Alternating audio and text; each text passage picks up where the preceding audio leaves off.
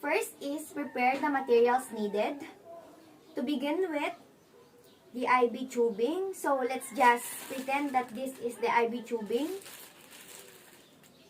The IV fluid, alcohol,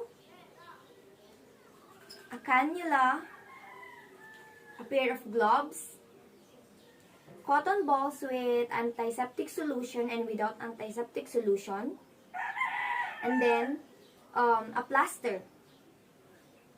Next is explain the procedure to the patient and ask his or her Good morning, name. ma'am.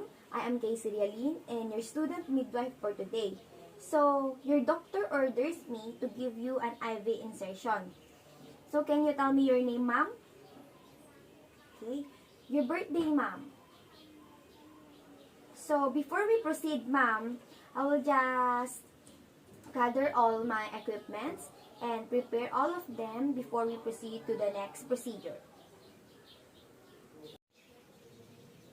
For the preparation of our equipments, first is to clean this part of the IV fluid in a circular motion for 30 seconds and then discharge and allow it air dry for 30 seconds. And then open the package of the IV tubing.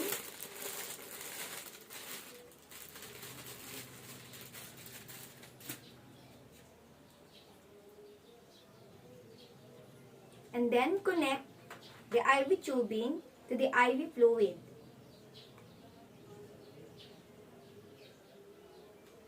After that, hang the IV fluid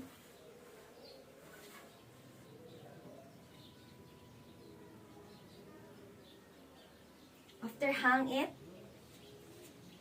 let's just pretend that this IV tubing has a clamp. So let's pretend to adjust it until there's an IV fluid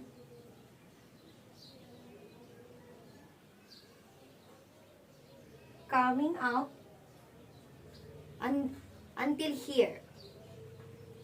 Adjust. And then let's pretend that there's an IV fluid coming out until here. And then after that, let's close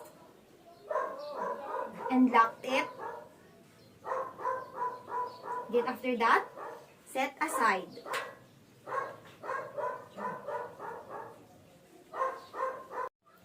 So next is look for a vein.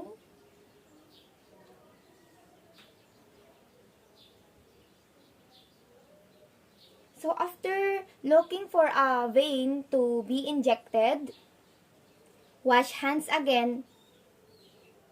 So after looking for a vein, wash hands and don on gloves.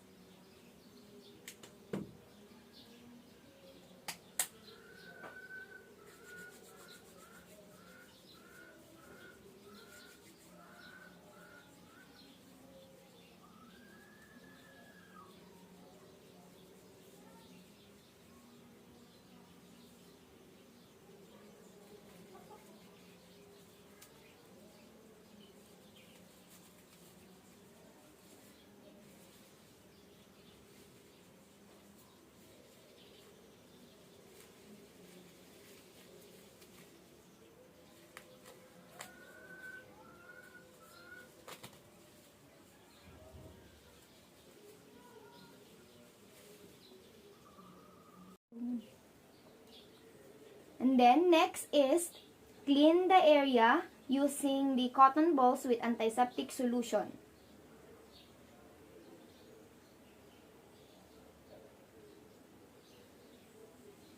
And then put a tourniquet.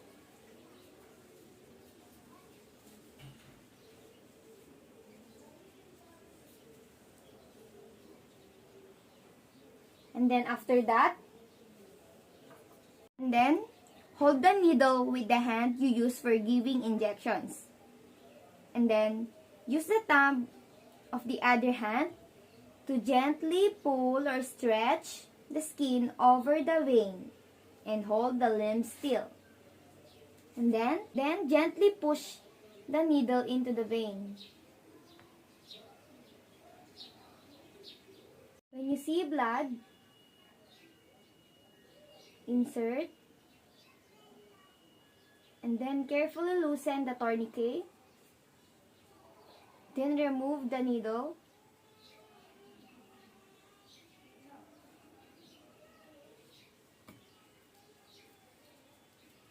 And then secure it with a plaster.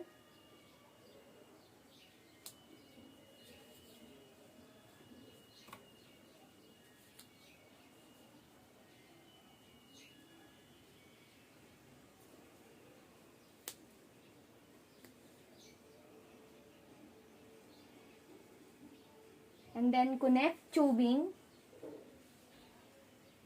into the cannula.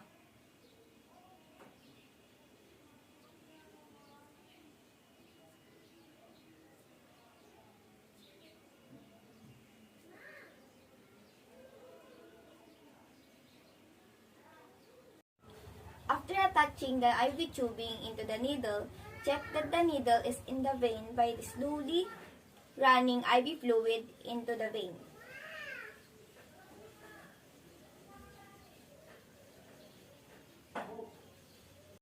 After checking that the needle is in the right vein, regulate now the flow of the IV fluid.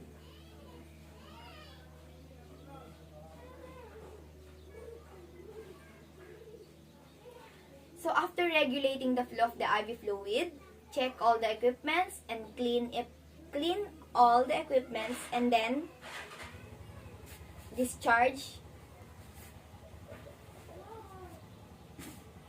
Wash hands